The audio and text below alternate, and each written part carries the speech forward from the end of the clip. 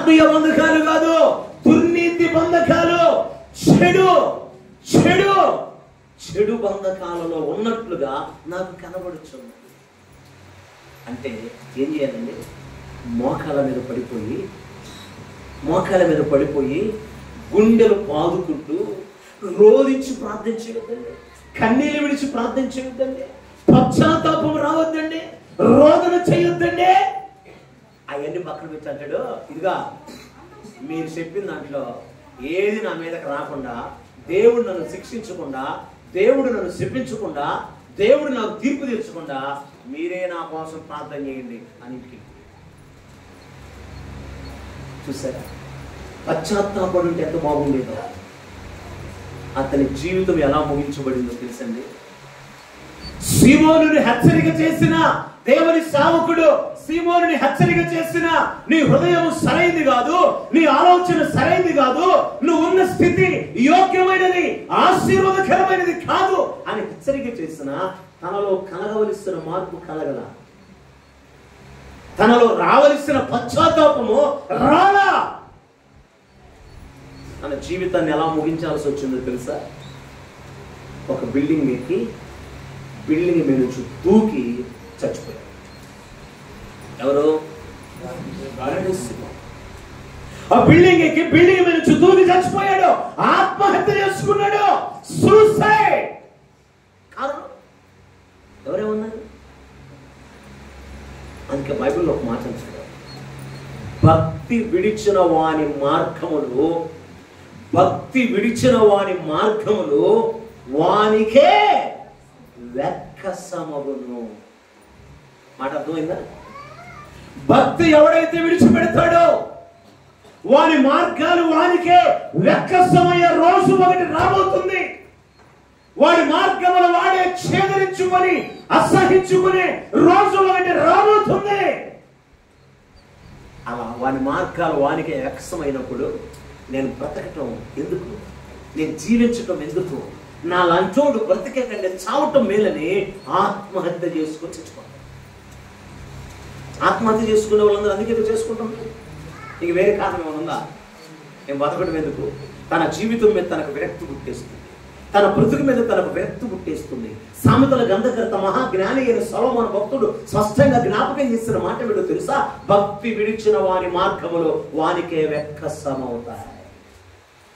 ఎన్నాళ్ళు ఆ మార్గాల్లో నడుస్తావు, ఇంకెన్నాళ్ళు ఆ మార్గాల్లో తిరుగుతావు, ఇంకెన్నాళ్ళు ఆ మార్గాలనే అన్వేషిస్తావు, ఇంకెన్నాళ్ళు ఆ దేవునికి ఇష్టం లేని అయోగ్యమైన మార్గాలలోనే నడుస్తావు. నువ్వు నడుస్తున్న మార్గం నీకు వెక్కసమయ్యే రోజు ఒకటి రాబోతుంది. ఆ రోజు పరమాత్ముడు కూడా నిన్ను రక్షించడు, దేవుడు కూడా నిన్ను రక్షించడు. నీకు ఇక ఒకటే ఆధారం. ఏడిది చచ్చిపోవటమే, ఆత్మహత్య చేసుకోవటమే. ఎందుకంటే దేవుని సేవకుడి ద్వారా హెచ్చరిక చేసిన మారలా, మనసు మార్చుకోవాలా, పశ్చాత్తాపడాలా. అయ్యా నా స్థితి అలా ఉందా, నేను అలా ఉన్నానా, అయ్యో బాగున్నానని అనుకున్నానే, యోగ్యంగా ఉన్నానని అనుకున్నానే, నా హృదయం దేవుని ఎదుట సరిగానే ఉందని అనుకున్నానే, నా ఆలోచనలు దేవుని ఎదుట క్రమంగానే ఉన్నాయని అనుకున్నానే, నేనున్న స్థితి ఆశీర్వాదకరంగానే ఉంది అని అనుకున్నానే. అయ్యో ఇంత ఘోరమైన ప్రమాదంలో నేనున్నానా, ఇంత దురవస్థలో నేను బ్రతుకుతున్నానా అని పశ్చాత్తాపడవలసిన దానికి బదులుగా అసమంటి ఏమనుంటే రాకుండా మీరు నా కోసం ప్రార్థన చేయండి అని నిర్లక్ష్యంగా వెళ్ళిపోయాడు. వెళ్ళోడు తిరిగి వచ్చాడా? ఒక బిల్డింగ్ ఎక్కి బిల్డింగ్ మీద నుంచి దూకి అంటే బిల్డింగ్ మీద నుంచి దూకి పడి ఎందుకు నీ జీవితంలో అంత నష్టం కలుగుతుంది అనుకుంటున్నావు? ఎందుకు నీ జీవితంలో అంత ఇబ్బంది కలుగుతుంది అనుకుంటున్నావు? ఎందుకు నీ జీవితంలో అంత వేదన పడుతున్నానని అనుకుంటున్నావు? ఈ బ్రతికే కంటే చావటమే మేలు అన్నట్లుగా ఎందుకు అనిపిస్తుంది అనుకుంటున్నావు? దేవుని ఎదుట నువ్వు సరిగా లేవు,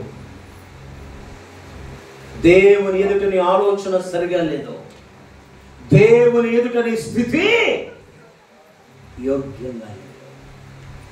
రక్షించుకో.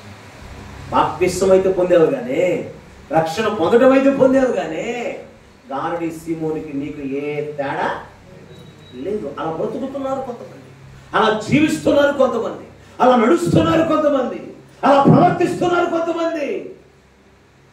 బాప్తిసం పొందారు కదా, ఇక పర్లేదు అనుకుంటున్నారు.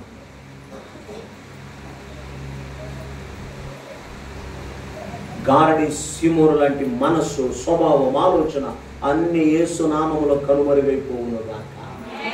Praise the lord. ఆత్మీయముగా లేచుదురు గాక, ఆత్మీయులుగా ఉందురు గాక. Praise the lord. అనుకున్నాడు సీమోన్ నేను ఎలాంటి చావు చేస్తాను, అనుకున్నాడు సీమోన్ నేను ఎలాంటి బ్రతుకుతాను, ఇలా చచ్చిపోతానని అనుకోనున్నాడు. కానీ ఏం జరిగింది?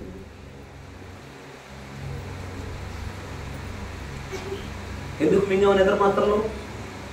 ఎందుకు